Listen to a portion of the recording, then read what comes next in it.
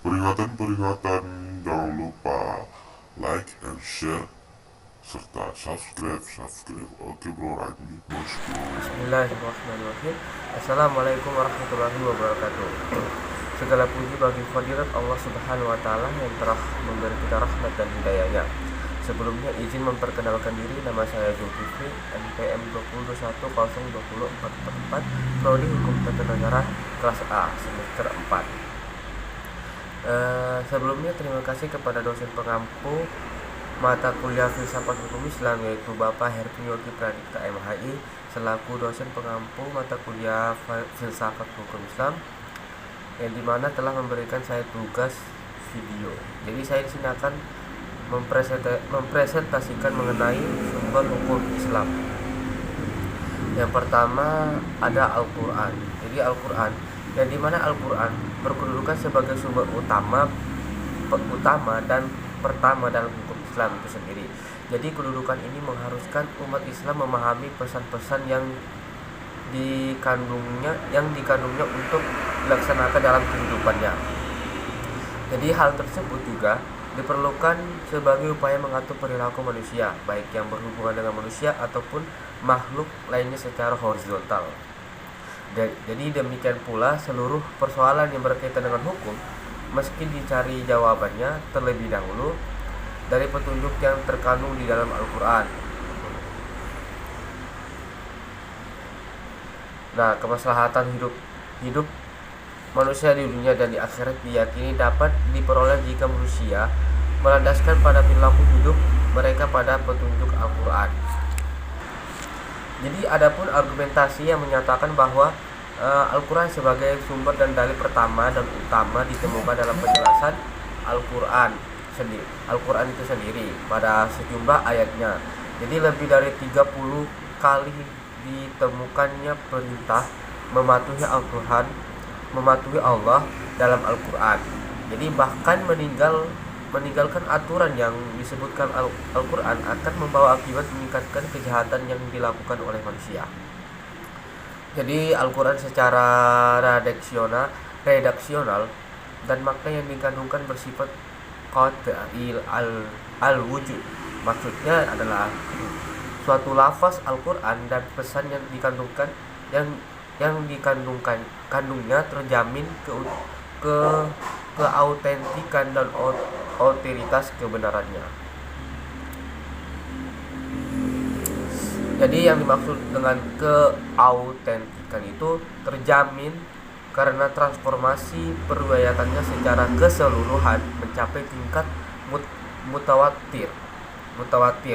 Jadi selain itu dijamin keaslian Al-Quran mendapat intervensi langsung dari pemiliknya, yaitu Allah Subhanahu wa taala. Jadi apa sih yang dimaksud dengan mutawatir itu? Jadi mutawatir itu adalah suatu hadis yang diriwayatkan oleh sejumlah orang Jadi mutawatir adalah sebuah hadis yang diriwayatkan oleh sejumlah orang pada setiap tingkat sanadnya, yang menurut tradisi mustahil mereka bersepakat untuk berdusta dan karena itu diyakini kebenarannya. Nah, ada contoh daripada mutawatir ini yaitu secara bahasa itu terima kasih. Yaitu contohnya bersifat tidak berdusta dari awal hingga akhir. Disensor ya, tolong pengertiannya. Terima kasih, ditolong aja. Terima kasih. Selanjutnya ada al-sunnah. Jadi pada uraian sebelumnya telah dijelaskan bahwa Al-Quran sebagai sumber utama dan yang paling utama dari hukum Islam yang bersifat global yang membutuhkan penjelasan secara operasional. Jadi Nabi Muhammad SAW sebagai penyampai ajaran Al-Quran diberi otoritas oleh Tuhan untuk menjelaskan lebih lanjut apa yang telah diwahyukan kepadanya. Jadi dengan demikian Al-Sunnah baik dalam bentuk perkataan, perbuatan maupun dalam bentuk takrir berkedudukan sebagai sumber kedua setelah Al-Quran. Nah, jadi apa sih yang dimaksud dengan takrir? Jadi takrir yaitu merupakan suatu hadis yang berisi ketetapan atau suatu tidak berkomentarnya Rasulullah SAW terhadap apa yang diperbuat oleh sahabat. Jadi persetujuan takrir beliau terhadap perbuatan ataupun ucapan sahabat diistilahkan dengan sunnah takririyah. Begitu. Selanjutnya kedudukan sunnah ini sendiri sebagaimana disebutkan di atas berdasarkan argumentasi bahwa secara normatif ditemukan ayat Al-Quran yang menyeluruh untuk taat kepada Rasul. Jadi ketaatan kepada Rasul sering dikaitkan dengan ketaatan kepada Allah Subhanahu wa taala yang dimana seperti yang ditemukan pada surah Al-Nisa ayat 13, yang dimana ayat An-Nisa ayat ke-13, surah An-Nisa ayat ke-13. Jadi surah itu yang berbunyi Bismillahirrahmanirrahim.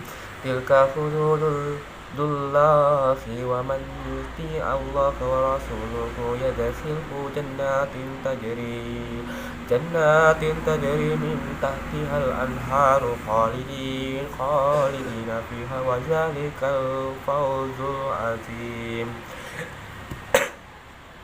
Yang artinya itulah batas-batas hukum Allah. Barang siapa taat kepada Allah dan Rasulnya, dia akan memasukkan ke dalam surga-surga yang mengalir di bawah sungai-sungai, yang di bawahnya sungai-sungai, mereka kekal di dalamnya, dan itulah kemenangan yang agung. Jadi secara spesifiknya di ayat Al-Nisa ini ayat 31-nya itu, hukum-hukum tersebut itu adalah ketentuan-ketentuan dari Allah, dan barang siapa yang melakukan tersebut, melaksanakannya, taat kepada Allah dan Rasulnya, niscaya Allah masukkan ke dalam surganya. Al-Quran sering menetapkan beriman kepada Rasul sama dengan kewajiban beriman kepada Allah Subhanahu wa taala. Disebutkan dalam surah Al-A'raf ayat 168, dan di mana penegasan pada Al-Quran tersebut juga menyebutkan bahwa perbuatan Rasul berdasarkan wahyu yang diturunkan kepadanya, seperti yang disebutkan dalam surah Al-Najm ayat 3, yang artinya, dan tidaklah diucapkan itu atau Al-Quran tersebut, yang dimaksud Al-Quran itu menurut kemauan hawa nafsunya.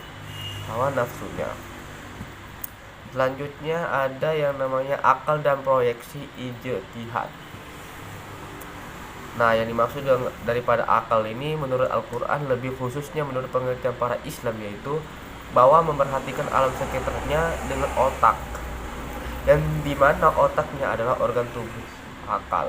Jadi akal artinya itu sendiri terdapat di dalam otak seseorang yang digunakan untuk berpikir, dan berdasarkan pemikiran itu maka lahirlah suatu ide atau gagasan mengenai suatu masalah yang dipikirkan. Yang sebagaimana kita telah ketahui bahwa Allah Subhanahu wa taala menciptakan manusia berbeda berdasarkan akalnya yang dengan makhluk hidup lainnya seperti hewan dan tumbuhan. Adapun berdasarkan perspektif Islam, peran akan dibagi dua, yaitu yang pertama ada satu, memahami nilai-nilai ajaran agama, yang dimana apabila ada doktrin yang kurang jelas, akal akan merumuskan pelaksanaannya. Dua, akal bertugas memilih dan menyeleksi doktrin agama. Jadi penjelasannya, terkadang ada doktrin agama yang temporer atau madaniyah, dan doktrin agama yang selalu kontemporer atau makkiyah, yang dimana terkait hal ini akal bertugas untuk memilih kemungkinan terbaik pelaksanaannya. Selanjutnya ada proyeksi ijtihad. Nah, ijtihad sendiri menurut bahasa berarti usaha yang keras dan sungguh-sungguh. Sedangkan pengertian dari segi istilah, Ijtihad adalah berusaha menetapkan hukum terhadap masalah yang belum ada pada ketetapan hukumnya dalam Al-Quran tersebut dan hadis, yang dimana dilakukan dengan secara cermat dan pikiran yang mendalam, maksudnya yang murni, serta berpedoman pada aturan penetapan hukum yang benar. Jadi rujukan daripada ijtihad ini tetap pada Al-Quran dan hadis. Namun dalam arti bahwa penetapan hukum ijtihad tidak boleh bertentangan dengan ayat-ayat Al-Quran Subhanahu wa taala itu sendiri atau ajaran Rasulullah Shallallahu alaihi wasallam. Nah, jadi orang-orang yang berijtihad disebut mujtahid. Antara mujtahid yang satu dengan mujtahid yang lainnya dalam menetapkan perkara yang belum ada ketentuannya hukumnya dalam Al-Quran mungkin akan berbeda dalam memberikan penetapan hukum itu sendiri. Adapun penjelasan lainnya yang dimana boleh dilakukan oleh siapa saja yang memiliki persyaratan minimal seperti memahami mafhum ayat atau hadis, memiliki atau menguasai ilmu ilmu alat atau seperti nahwu shorof, mengetahui latar belakang suatu ayat atau hadis, luas pemahamannya terhadap pengetahuan Islam, memiliki loyalitas yang tinggi terhadap agama dan lain-lainnya. Jadi dapat kita simpulkan bahwa ijtihad diterapkan dengan beberapa cara, antara lain ijma dan qiyas. Nah, apa sih yang dimaksud dengan ijma ini? Nah, jadi ijma itu sendiri yaitu kesepakatan para mujtahid pada suatu masa setelah Rasulullah SAW wafat terhadap suatu masalah itu sendiri. Nah, sedangkan qiyas di sini menetapkan hukum dengan cara menghubungkan suatu perkara yang sudah ada ketetapan hukumnya terhadap masalah lain yang dihadapi dan belum ada ketetapan hukumnya, sedang antara keduanya sama-sama memiliki sebab yang bisa disepadankan.